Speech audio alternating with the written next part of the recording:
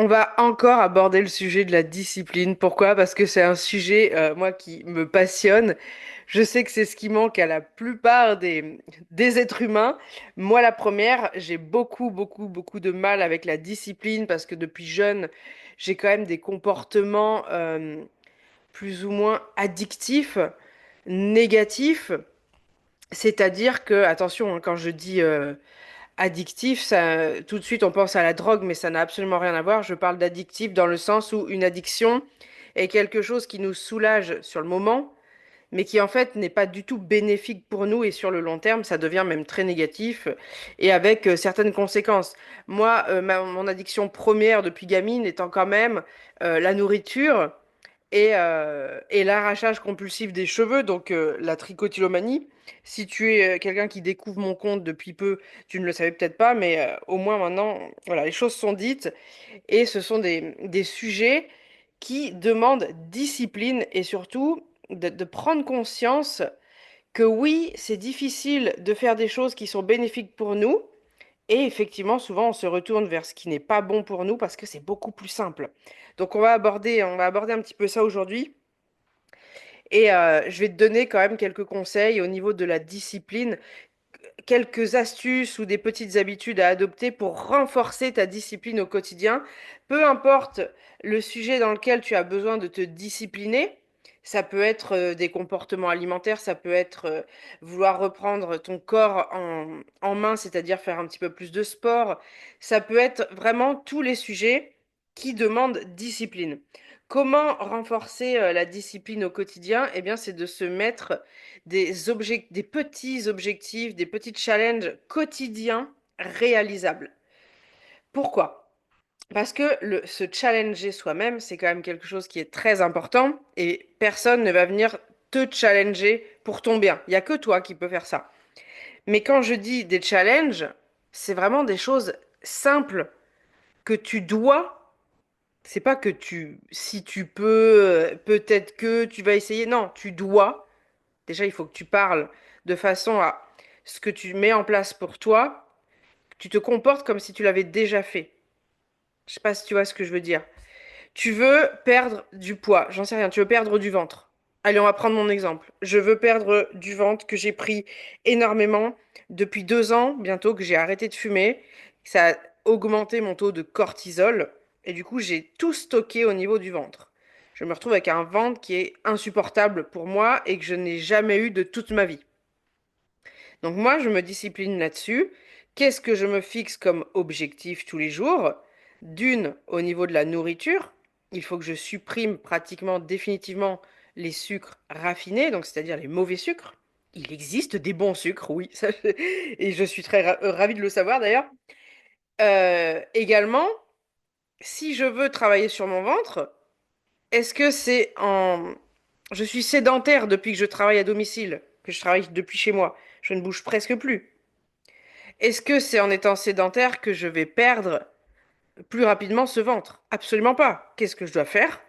Mettre en place des choses quotidiennes ou tous les 2 jours, parce qu'attention, je l'ai déjà fait cette erreur, de vouloir trop faire de changements d'un coup. C'est-à-dire que l'année dernière, au mois de décembre, j'ai voulu me mettre à faire du sport tous les jours.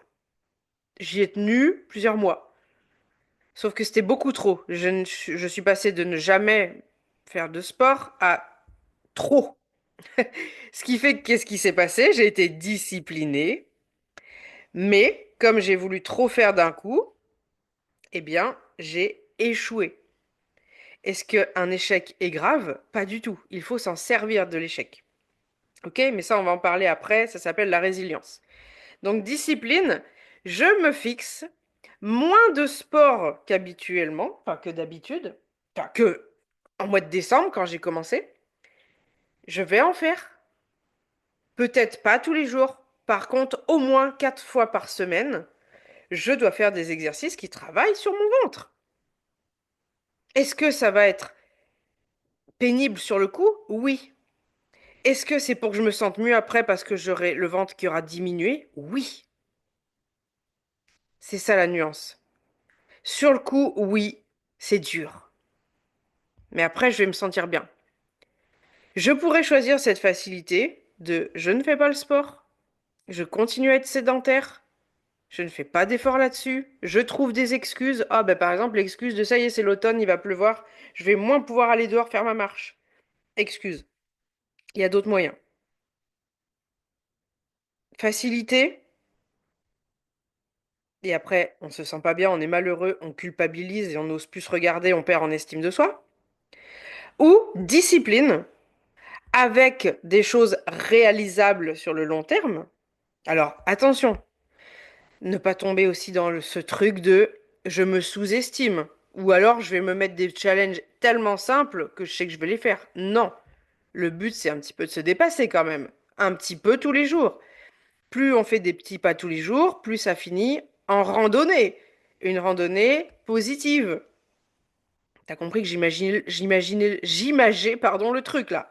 On va pas partir en randonnée, t'as bien d'accord. T'as bien pigé le truc. Ok, donc la discipline. La motivation, moi je continuerai de dire que c'est de la merde. La motivation, ça sert à rien. Parce que la motivation, c'est un état qui peut durer 1 minute, 2 minutes, 2 jours, 1 heure. C'est un état. Voilà. C'est pas quelque chose qui vient jouer directement sur l'état d'esprit. On peut être motivé parce que quelqu'un vient de dire une phrase qui nous a motivés. Mais ça retombe très vite, la motivation. C'est pour ça que pour moi, ça ne sert à rien, la motivation. La discipline, c'est je dois. C'est pas je vais essayer, c'est je dois. Pourquoi? Pour moi-même. OK? La résilience. Qu'est-ce que c'est la résilience? C'est quand il y a des échecs, mais qu'on sait rebondir et se relever. OK? J'ai vécu des choses depuis plusieurs années qui ont fait que j'aurais pu me foutre en l'air. Clairement, me foutre en l'air. Et je parle vraiment là au sens propre. J'aurais pu me mettre une corde, en fait, pour ne plus subir. Sauf que j'avais au fond de moi cette force. Il y avait quelque chose dans mes tripes qui fait que je ne suis jamais tombée dans la drogue. Je ne suis jamais tombée dans l'alcool. Je ne suis jamais tombée dans des choses qui pourraient être fatales pour moi aujourd'hui.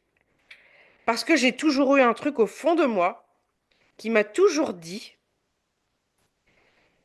et qui a toujours fait que je n'ai jamais supporté de ne pas être moi-même à 100%. C'est-à-dire que quelqu'un qui boit, ça ça change pas vraiment notre personnalité, mais on n'est plus nous-mêmes. Pareil avec la drogue. Moi, j'ai toujours eu je n'ai jamais supporté ça. Pourtant, j'ai toujours, depuis que j'étais ado, adoré fréquenter des gens qui étaient dans des addictions assez fortes. Pourquoi? Parce que je devais me sentir certainement comprise avec ces gens, à savoir qu'en plus, voilà, les gens qui sont quand même dans des addictions sont des personnes qui ne sont pas des personnes jugeantes. Je sais pas si tu vois ce que je veux dire. Attention, addiction, c'est pas que la drogue, je le répète. Il y a addiction alimentaire. L'addiction aussi de vouloir tout contrôler. Ça, c'est une addiction, hein. Je connais des gens qui ont besoin de tout contrôler et c'est une addiction. Donc moi, j'ai toujours été beaucoup plus proche avec ces gens qui se rassurent dans des automatismes comme ceci, comme je peux venir de citer là. Et j'ai toujours eu ce truc en moi de me dire, Julie, tu ne, tu as une force, mais tu l'exploites pas. Tu préfères rester dans tes petits cercles vicieux. Alors que je sais, au fond de moi, j'ai toujours su que je sais rebondir de n'importe quelle situation, sans forcément passer par l'état de victimisation. Et ça, c'est dur, hein. Et je sais que là, tu es en train de m'écouter, si tu en es encore là dans l'audio, c'est que ça te parle et c'est que tu te reconnais. Tu sais que tu es une personne résiliente. Ce qui manque, c'est cette discipline, cette conscience de je dois me discipliner pour mon bien à moi, pour après. Peu importe le sujet, mais tu le sais. Sortir de ces cercles négatifs, c'est dur. C'est le plus dur. Comment les identifier? Ça aussi, c'est dur. Parce que des fois, on n'est pas forcément conscient qu'on est dans un cercle négatif. Briser ces schémas néfastes, c'est dur. C'est ce qui sera le plus dur parce que c'est quelque chose qui doit être un combat de tous les jours et sur le long terme. Quand on a des automatismes depuis gamin, ça peut venir de beaucoup de choses, hein. Là, on n'est pas là pour se psychanalyser non plus, mais c'est ça le plus dur. Ça va être de briser des schémas, de transformer par quelque chose qui est positif pour toi. Mais attention à pas tomber dans ce piège de vouloir tout changer d'un coup. Très compliqué.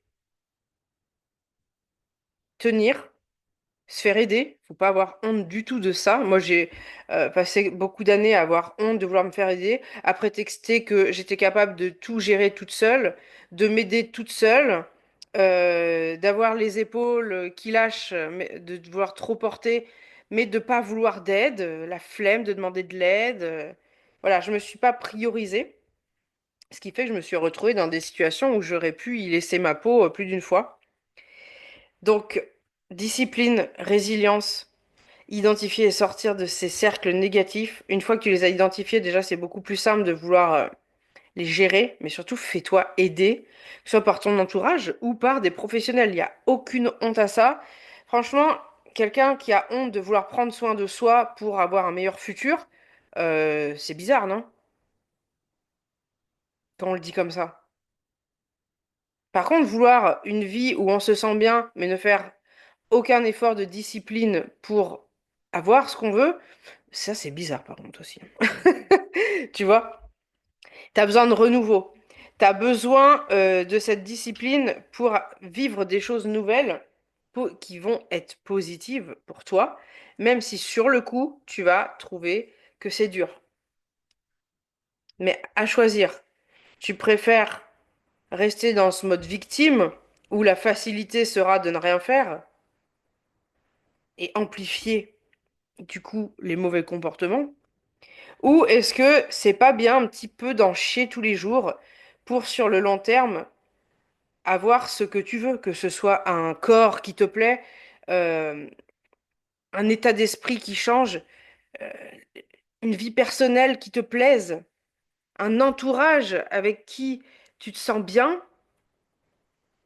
Moi, mon renouveau, il y a 5 ans et demi, putain, que le temps passe, il y a 5 ans et demi, ça a été de tester une activité différente parce que je devais me sortir d'une situation où j'étais en train de mourir clairement, et ce n'est pas une image. Pour ceux qui me connaissent, vous le savez, c'est je me suis lancée dans le MLM sur les réseaux sociaux. Chose, j'y connaissais rien. Bref, c'est pas le sujet. Ça a été mon nouveau départ, ma nouvelle porte que j'ai osé franchir il y a 5 ans et demi pour du nouveau. Et si tu me suis depuis cette époque-là, tu le sais maintenant, tout ce qui a changé dans ma vie en 5 ans et demi. Si tu me découvres juste, tu vas le voir au fil du temps parce que je parle quand même régulièrement de mon histoire et à quel point j'ai grandi en 5 ans et demi plus qu'en 30 ans. Et c'est ça qui est complètement fou. Je finirai là-dessus. Je te récapitule les grandes lignes.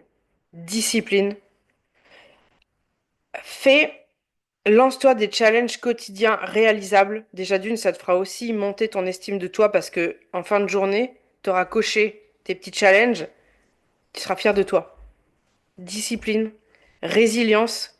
S'il y a un échec, c'est normal. C'est bien d'avoir des échecs parce que ça veut dire que tu as essayé, que tu as fait. Ceux qui ne font rien n'ont pas d'échecs. Et pourtant, on apprend de nos échecs.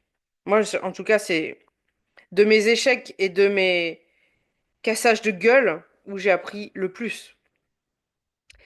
Force-toi, vraiment, comprends, conscientise que tous tes schémas négatifs ne t'apporteront rien de bon dans ta vie sur le long terme. Alors oui, ça va être dur de se discipliner, ça va être dur de se lancer des challenges et de s'y tenir, mais tu seras tellement fier de toi, de ce nouveau corps que tu vas avoir, ce nouvel état d'esprit, cet entourage qui va te plaire, qui va te convenir, qui va faire que tu te sens bien. Et fais quelque chose de nouveau. Adopte quelque chose de nouveau dans ta vie qui va te faire du bien. Priorise-toi On a souvent cette phrase, ouais, mais moi, c'est mes enfants avant tout. Oui, mais en fait, c'est tes enfants avant tout. Mais si, je parle des enfants, mais si t'as pas d'enfants, ça marche pour autre chose, hein. Priorise-toi. Si toi t'es bien, le reste de ton cercle sera bien et tu dégageras des bonnes choses et tu arrêteras d'attirer des choses néfastes. Travaille sur toi, c'est vraiment la clé à tout niveau.